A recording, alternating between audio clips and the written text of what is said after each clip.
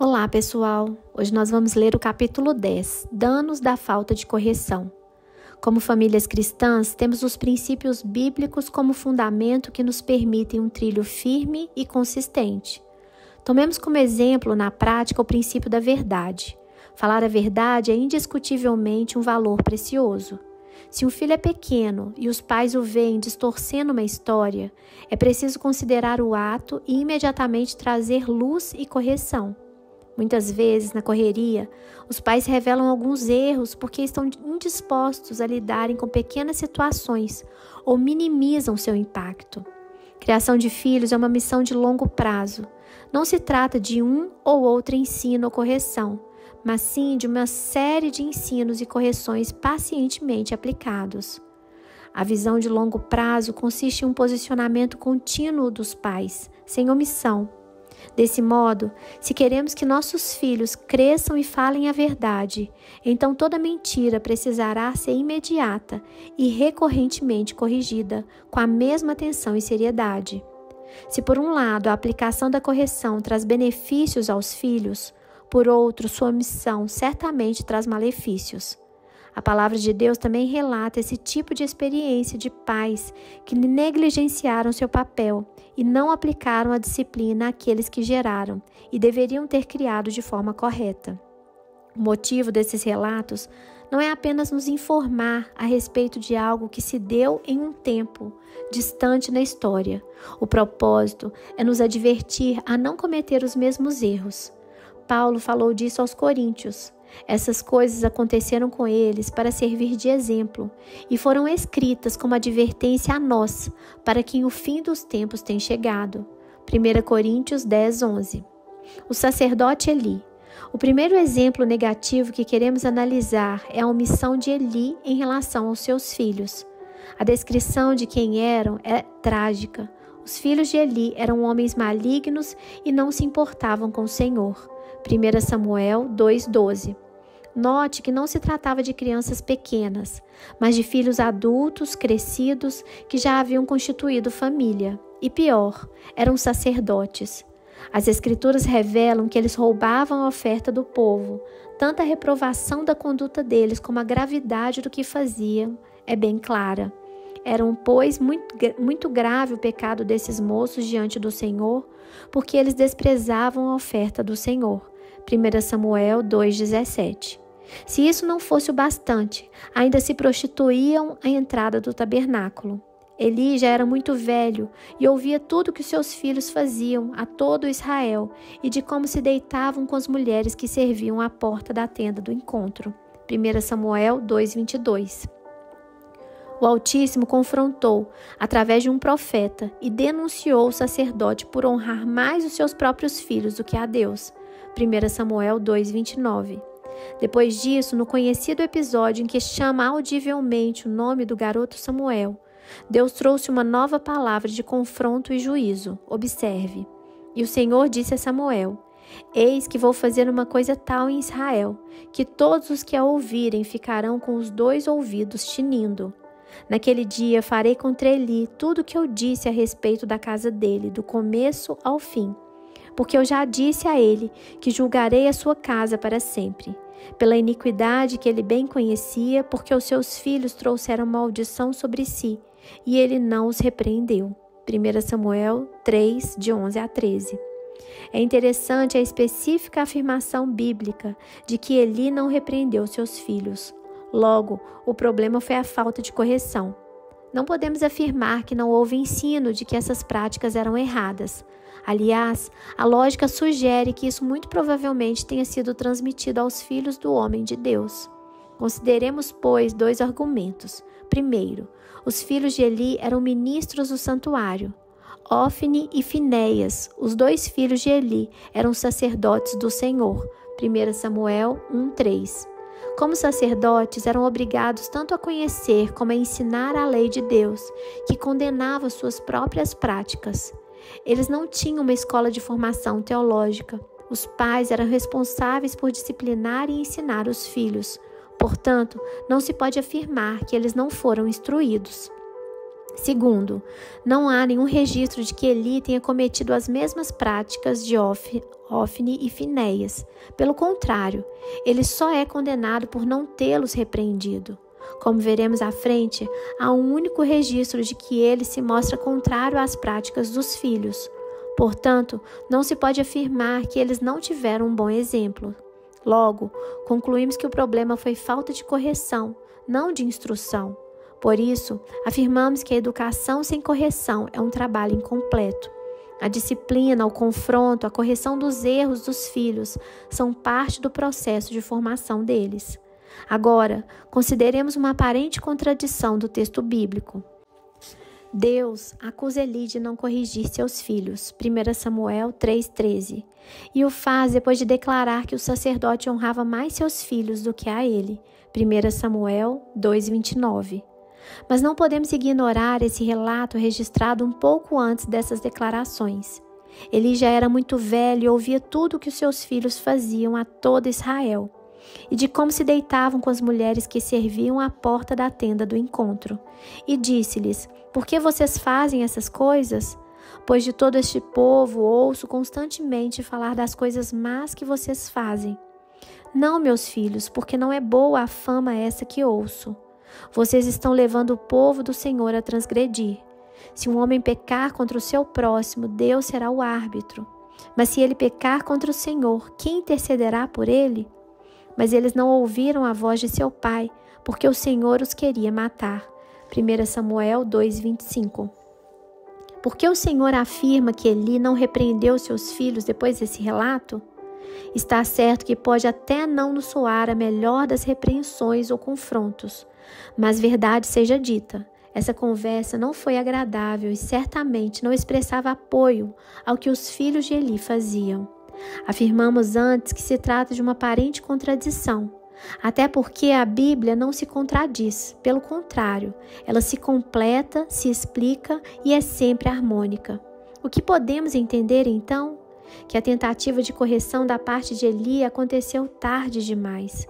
Quando Deus diz que Eli não repreendeu seus filhos, obviamente não está falando desse episódio, senão seria mesmo contraditório. O sacerdote não os repreendeu ao longo da vida toda deles e resolveu chamar a atenção dos filhos somente quando o juízo divino já estava determinado e a oportunidade de conserto de Ofni e Finéias já havia terminado. O texto bíblico é pontual acerca dessa questão, mas eles não ouviram a voz de seu pai porque o Senhor os queria matar. 1 Samuel 2,25. A fase de corrigir os filhos é quando eles ainda são pequenos e seus valores e caráteres estão sendo formados.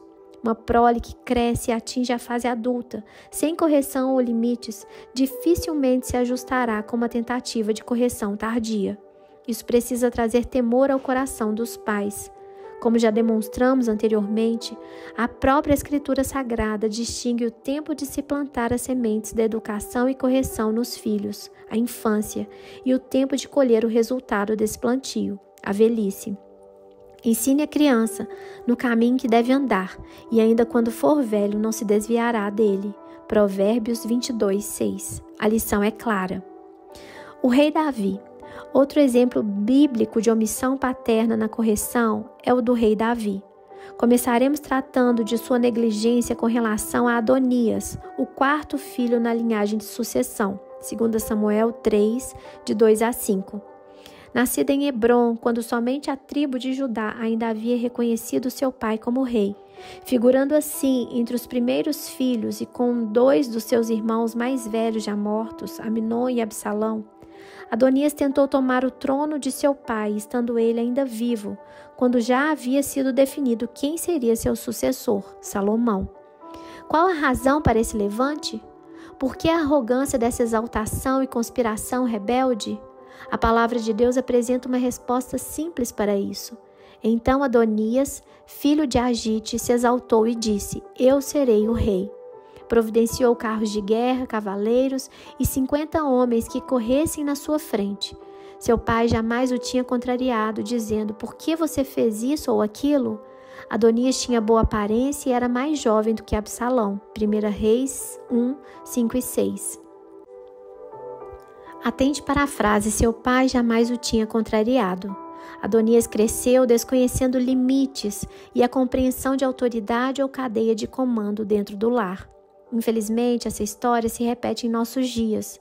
Temos visto muitos pais que julgaram ter crescido em lares que eles classificavam como repressores e, desconsiderando a sabedoria milenar e autenticada pelos céus, revelada na Bíblia, ignorando a constatação dos resultados da aplicação dos princípios bíblicos na história e a experiência humana, acreditaram que poderiam ter filhos livres para se governarem sem um caráter forjado pela repreensão paterna.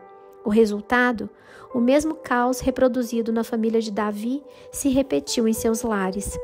Davi foi um grande rei, um conquistador, líder extraordinário de uma força militar nunca antes vista pelos israelitas. Foi um adorador, poeta e um compositor único.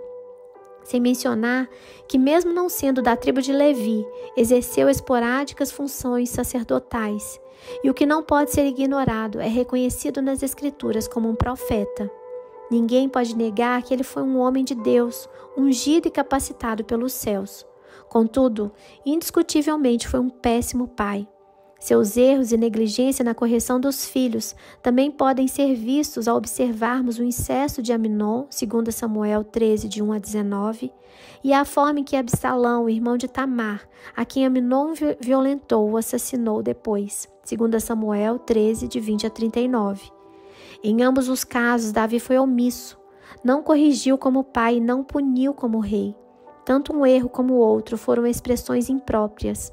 O descaso de um pai que não se importou em prover ajustes necessários e a injustiça de um governante que foi passivo e negligente. Sem contar a violação das claras leis divinas que exigiam medidas que não foram tomadas. No caso de Amnon, primogênito de Davi, quando violentou Tamar, sua meia-irmã, o que deveria ter sido feito? Quais eram as medidas a serem tomadas? Apesar de não termos todos os detalhes dos desdobramentos de tais circunstâncias, podemos interferir com base na aplicação lógica da lei de Moisés, dada pelo Senhor, para reger a nação de Israel. Um texto sugere que o episódio poderia terminar com a pena de morte se Tamar tivesse um casamento contratado. Deuteronômio 22, de 23 a 27. Como essa informação não é dada na Bíblia, presumimos que esse não era o caso. A outra opção para uma moça virgem não prometida a ninguém era: se um homem encontrar uma moça virgem que não tem casamento contratado e a pegar à força e tiver relações com ela, e eles forem apanhados, então o homem que teve relações com ela pagará ao pai da moça 50 barras de prata. E uma vez que a humilhou, terá de recebê-la por esposa. Não poderá mandá-la embora durante a sua vida. Deuteronômio 22, 28 e 29. O casamento era a forma de resgatar a honra da moça, e diferente dos demais casos na lei mosaica, esse não teria direito ao divórcio. A exceção ao casamento era uma recusa deliberada do pai, mas nesse caso deveria haver retratação pública mediante o pagamento do dote. Se alguém seduzir uma virgem que ainda não foi prometida em casamento e tiver relações com ela, pagará seu dote e a tomará por mulher. Se o pai dela definitivamente não quiser dar-lhe a moça em casamento, aquele que a seduziu pagará em dinheiro, conforme o dote das virgens. Êxodo 22, 16 e 17. Nenhuma dessas medidas foram tomadas. Tamar foi viver desolada na casa de seu irmão Absalão, que por sua vez nunca viu o pai fazer absolutamente nada a respeito do ocorrido.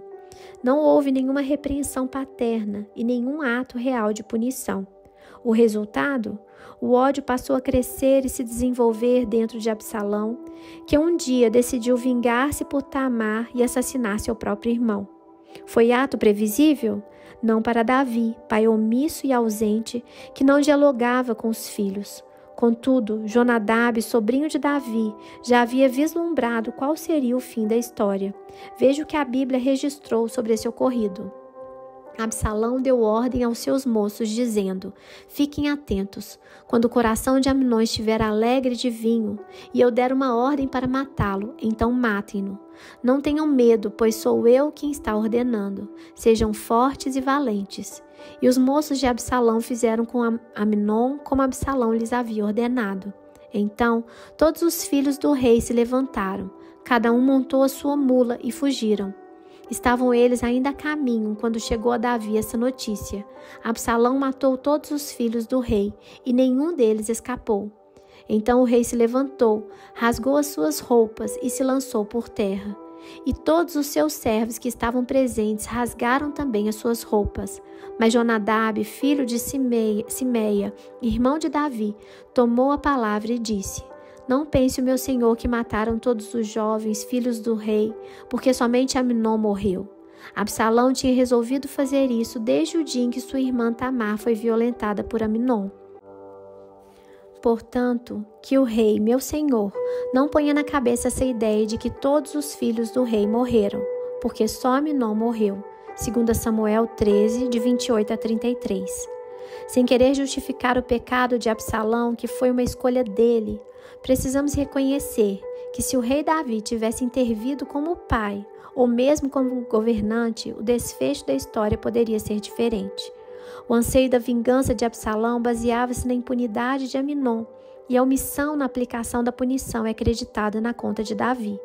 Assim, Absalão, o terceiro filho de Davi, tornou-se um assassino. Agora, o problema familiar amplifica-se de um estupro incestuoso a um homicídio, e o erro da negligência paterna se repetiu. Novamente, Davi silenciou. Nada disse, nada fez a respeito do assunto. Ele apenas deixou o tempo passar, aplacou sua fúria, consolou-se da morte do filho e deixou o assassino impune. Absalão, porém, fugiu e foi ficar com Talmai, filho de Amiúde, rei de Gesur. E Davi pranteava por seu filho todos os dias. Assim, Absalão fugiu indo para Gesur, onde ficou 3 anos. Então o rei Davi cessou de perseguir Absalão, porque já tinha se consolado a respeito de Amnon, que era morto. 2 Samuel 13, de 37 a 39. Um guerreiro como Davi, com um exército e valentes como o que tinha, não poderia ter ido atrás de Absalão, exigido que o rei Jesus entregasse de Talmai a qualquer custo? Novamente, vemos a omissão na correção, e isso era apenas a extensão ou a repetição do padrão negligente que encontramos nele. Quais seriam as medidas que Davi, se não como pai, no mínimo como governante, deveria ter tomado? A lei de Moisés determinava a retribuição do dano praticado. Mas se houver dano grave, então o castigo será vida por vida, olho por olho, dente por dente, mão por mão, pé por pé, queimadura por queimadura, ferimento por ferimento, golpe por golpe. Êxodo 21, de 23 a 25. Quem furasse o olho de alguém, teria o seu próprio olho perfurado. Quem quebrasse o dente de alguém, teria o seu próprio dente fraturado. Quem tirasse a vida de alguém, teria a sua vida tirada. Absalão, de acordo com as leis do Antigo Testamento, passou automaticamente a estar condenado à morte após o homicídio cometido. Além disso, a instrução bíblica sobre não deixar o assassino impune e não ter compaixão dele também era clara e objetiva. Não olhem para ele com piedade, vida por vida, olho por olho, dente por dente, mão por mão, pé por pé. Deuteronômio 19, 21. Mas novamente Davi foi faltoso. O resultado? Os problemas não resolvidos tendem a não apenas se avolumar, como também a cobrar a conta depois, sempre com juros e correção monetária. Absalão voltou progressivamente a ocupar um espaço dentro da família real. Ainda que Davi o tenha ignorado por anos, outra repetição de sua indiligência paterna, Absalão foi recuperando aos poucos a influência que precisava para o seu erro final. Rebelar-se contra o pai, tomar o seu trono, possuir suas concubinas, o que ainda nos parece ser um anseio de vingança pela dor do que a irmã passou e a omissão do pai, e por fim tentar matar Davi. Por incrível que pareça, nunca conhecemos alguém que tenha sido criado por pais que não impuseram limites, não se importaram em corrigir e que no final das contas tenha se sentido amado. Lembramos de um caso específico de um jovem adulto que chorava diante de nós, dizendo que o que ele mais queria na vida era ter sido amado pelos seus pais. Esperávamos um quadro de abandono ou abuso, mas ele descreveu um cenário completamente distinto. Seus pais lhe deram tudo o que ele sempre quis. Nunca o corrigiram nem estabeleceram limites. Contudo, a conclusão do garoto foi: ninguém que realmente se importa com o filho o deixaria sem limites ou correção. Já vimos o suficiente, seja nas histórias bíblicas, seja na experiência pastoral, para saber que os danos da omissão na correção são gigantescos. Quando os pais biológicos são omissos na correção, além dos danos da falta de limites, de um caráter não forjado corretamente, do senso de não ser amado, os filhos ainda terão outro prejuízo. Não terão, ao crescerem, o parâmetro correto para entender o trato do Pai Celestial com seus filhos terrenos. A Escritura é clara nessa comparação, porque o Senhor repreende a quem ama, assim como um pai repreende o filho a quem quer bem. Provérbios 3:12. Gente que cresce sem confronto e correção paterna não consegue entender a correção divina pela falta de comparação. A distorção de que não há amor na correção já foi inseminada no subconsciente delas. E em décadas de nossa vivência pastoral de aconselhamento, constatamos que essas pessoas são as que mais entram em crise quando confrontadas pelo Pai Celestial, que nunca se nivelará ao padrão dos pais terrenos que foram omissos na disciplina. Que sejamos pais firmes que, justamente porque amam, estabelecem limites e corrigem seus filhos, para o bem deles e para a glória de Deus. Perguntas para reflexão. 1. Se por um lado a aplicação da correção traz benefícios aos filhos, por outro, sua omissão certamente traz malefícios. Quais são os danos da falta de correção? 2. Qual é a relação entre a ausência de correção e falta de limites? 3. Ainda pior do que os danos naturais causados pela omissão da disciplina são os de ordem espiritual. Você concorda com isso? Por quê? Que Deus abençoe vocês e até o nosso próximo capítulo.